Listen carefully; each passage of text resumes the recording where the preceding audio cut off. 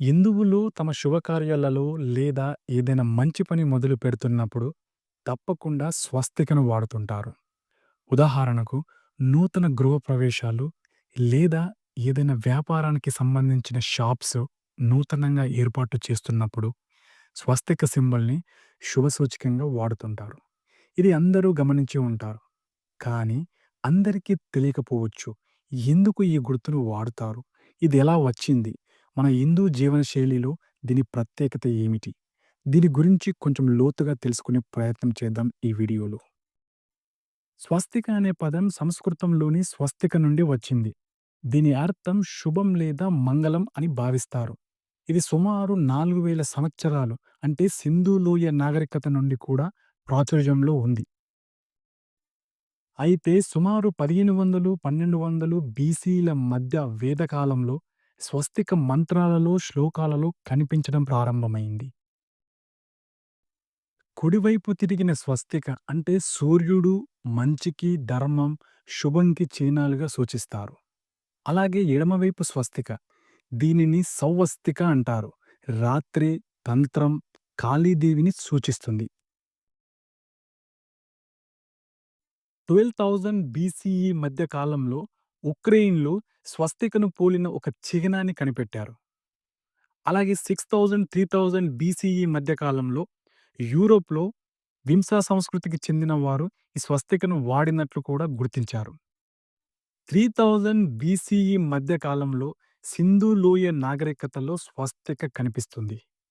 1500, 1200 BCE మధ్య కాలంలో హిందూ వేదాలలో స్వస్తిక శాస్త్రపరంగా ఉంది. 500 బీసీఈ మధ్య కాలంలో బౌద్ధ, జైన మతాలలో స్వస్తిక చాలా విస్తరించింది. అలాగే 100th బీసీఈలో అమెరికా గిరిజనులు వాడినట్లు కూడా ఆనవాలు ఉన్నాయి. చివరగా 1920లో జర్మనీకి చెందిన హిట్లర్ నాజీ పార్టీ చిహ్నంగా స్వస్తికను పోలి ఉన్న సింబల్‌ని వాడటంతో స్వస్తికకు అప్పటి వరకు ఉన్న విలువను పోగొట్టాడు. హిట్లర్ కాలం నుండి ఇప్పటి వరకు కూడా స్వస్తికని దుర్వినియోగం చేయబడింది. భారతీయ మతాల్లో స్వస్తిక పవిత్ర చిహ్నంగానే కొనసాగుతుండగా, కానీ పాశ్చాత్య దేశాల్లో హిట్లర్ నాజీ పార్టీ దుష్ప్రభావం వల్ల ఈ చిహ్నాన్ని వారు ఇప్పటికీ చెడుకి సంకేతంగా పరిగణిస్తున్నారు. స్వస్తిక కొన్ని మతాల్లో, కొన్ని దేశాల్లో ముందుగానే గుర్తించినప్పటికీ, స్వస్తిక హిందూ వేదాల్లో ఎప్పటి నుండో మంచికి, పవిత్రతకి శుభసూచకంగా చెబుతూ ఇప్పటికీ అదే విధంగా వాడుకలో ఉంది. అయితే 1920లో హిట్లర్ నాజీ పార్టీ చిహ్నంగా స్వస్తికను వాడినప్పటి నుండి ఇది ఆయా దేశాల్లో చెడుకు సంకేతంగా మారింది. అయితే ఇప్పుడు తెలుసుకుందాం. హిందూ స్వస్తిక, హిట్లర్ నాజీ పార్టీ స్వస్తిక రెండూ ఒకటేనా? హిట్లర్ దీన్ని హిందూ వేదాల నుండి తీసుకున్నాడా?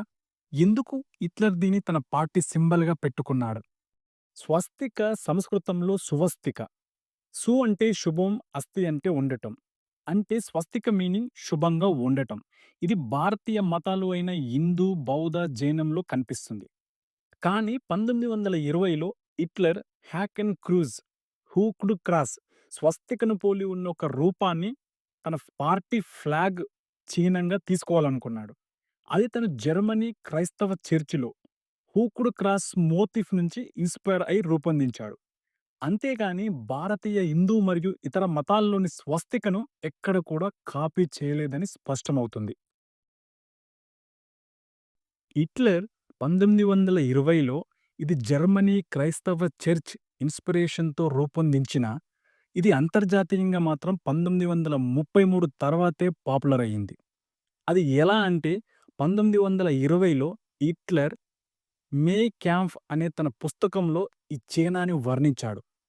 ఈ చిహ్నం ఎరుపు, తెలుపు, నలుపు రంగుల కలయికలతో జర్మనీ జెండా రంగులలో కలిపి రూపొందించానని వర్ణించాడు. ఇక్కడే అసలు తప్పు జరిగింది. ఈ 'మే క్యాంప్' పుస్తకాన్ని 1933లో ఒక క్రిస్టియన్ పాస్టర్ జేమ్స్ మార్ఫీ అనువదించాడు.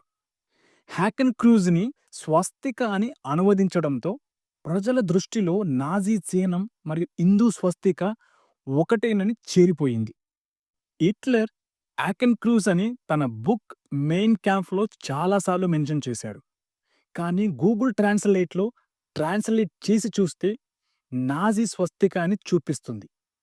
అయితే హ్యాకెన్ క్రూజ్‌ని 2 పదాలుగా విడదీసి యాకెన్ మరియు క్రూజ్‌గా గూగుల్ ట్రాన్స్‌లేట్‌లో చూస్తే హూక్డ్ క్రాస్‌గా ట్రాన్స్‌లేట్ అవుతుంది.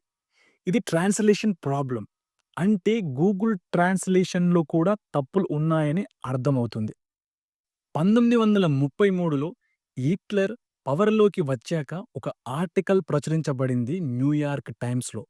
అందులో వాళ్ళు హూక్డ్ క్రాస్ మరియు స్వస్తిక అని మెన్షన్ చేశారు.